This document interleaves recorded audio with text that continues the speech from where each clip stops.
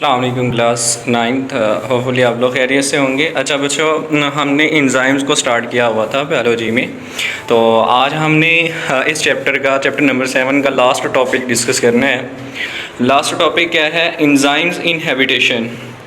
तो इंजाइम्स इनहेबिटेशन क्या है बच्चों? सबसे पहले हम इसकी ना डेफिनेशन कर लेते हैं। इंजाइम्स हैबिटेशन एक ऐसा प्रोसेस है जिसकी activity in which the activity of an enzymes is reduced or stopped।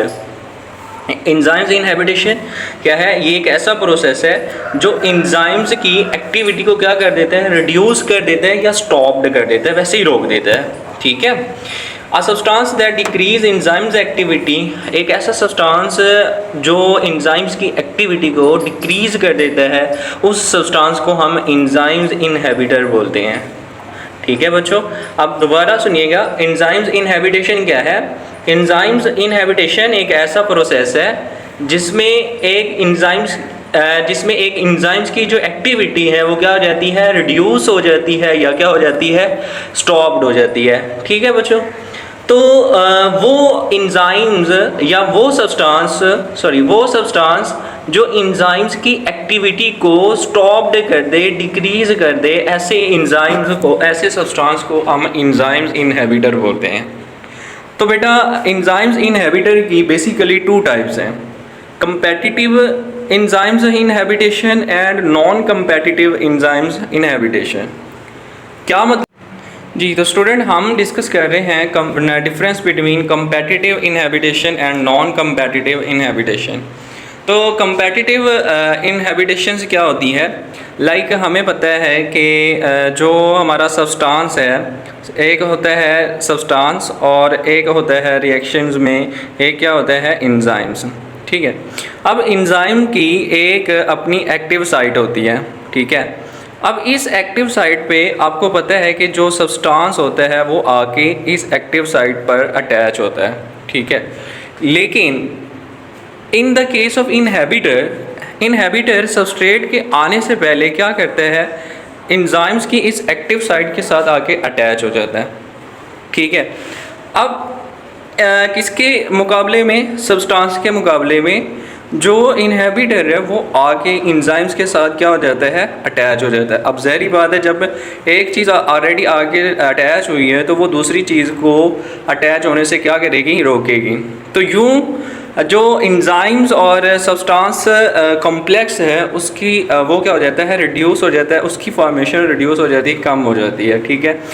तो यूँ जो है वो एंजाइम्स की जो एक्टिविटी है वो क्या हो जाती है? इस रिएक्शन में डिक्रीज़ हो जाती है। अगर हम इस एग्जांपल की बात करें तो इसमें कौन सी ऐसी चीज़ें हैं जो कि एंजाइम्स इनहेबिटर का काम करती, कंपेटिटिव इनहेबिटेशन का काम करती हैं? तो उसमें क्या है बच्चों? एंटीबायोटिक्स। एंटीबायोटिक्स ऐसे सब्सटेंस हैं जो कि एंजाइम्स की एक्टिविटी को क्या कर देते हैं? कमज़ोर। जी, तो स्टूडेंट, अगर हम नॉन कंपेटिटिव इनहेबिटर की बात करें तो नॉन कंपेटिटिव इनहेबिटर्स जो हैं ये क्या करते हैं?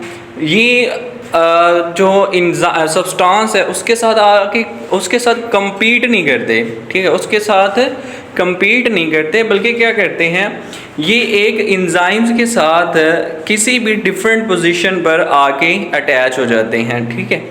जब ये एक एंजाइम्स की किसी डिफरेंट पोजीशन पर आके अटैच हो जाते हैं तो यूँ एंजाइम्स की जो शेप है वो क्या हो जाती है? चेंज हो जाती है, शेप बिगड़ जाती है। ठीक है।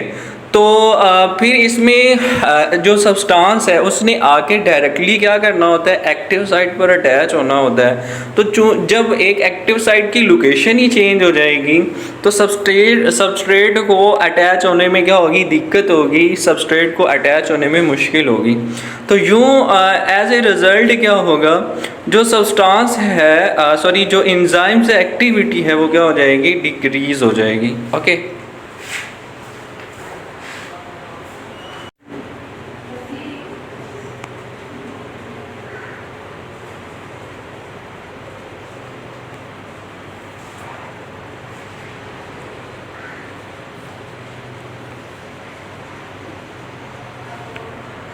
अच्छा जी स्टूडेंट, अगर आप लोग यहाँ पे इस डायग्राम को देखें तो इस डायग्राम में क्लियरली कंपेटिटिव इंजाइम्स और नॉन कंपेटिटिव इंजाइम्स इनहिबिटेशंस में क्लियरली डिफरेंस दिया हुआ है।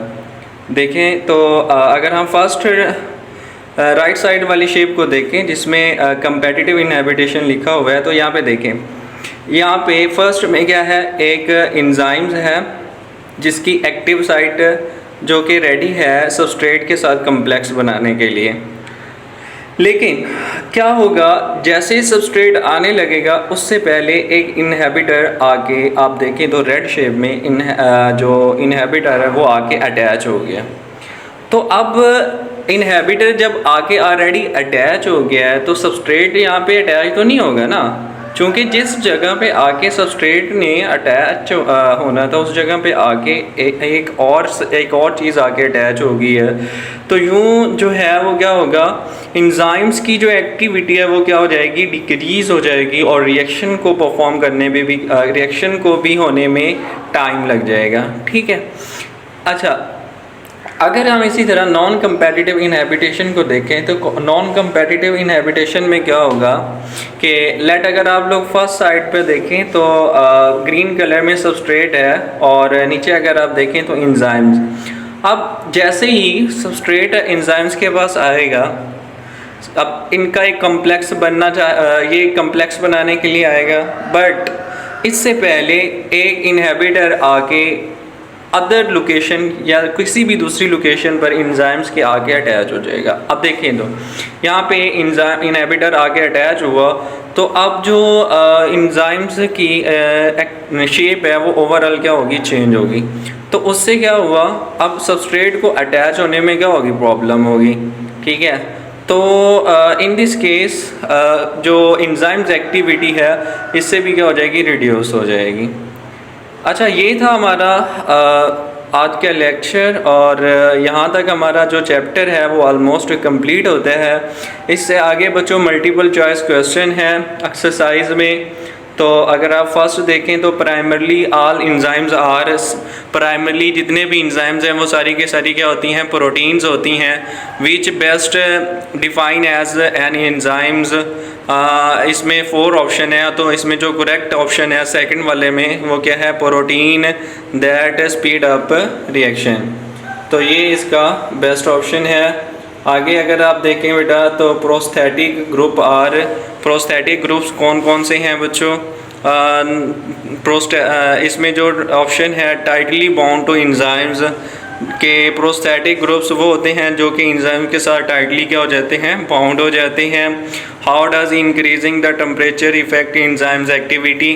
तो इसमें एंड तक स्लाइड्स में जो है बच्चों MCQs भी गिवन है विद देयर आंसर, और शॉर्ट क्वेश्चन भी गिवन है विद देयर आंसर, तो उनको रीड कर लीजिएगा। मिलते हैं नेक्स्ट लेक्चर में। अल्लाह हाफ़िज़।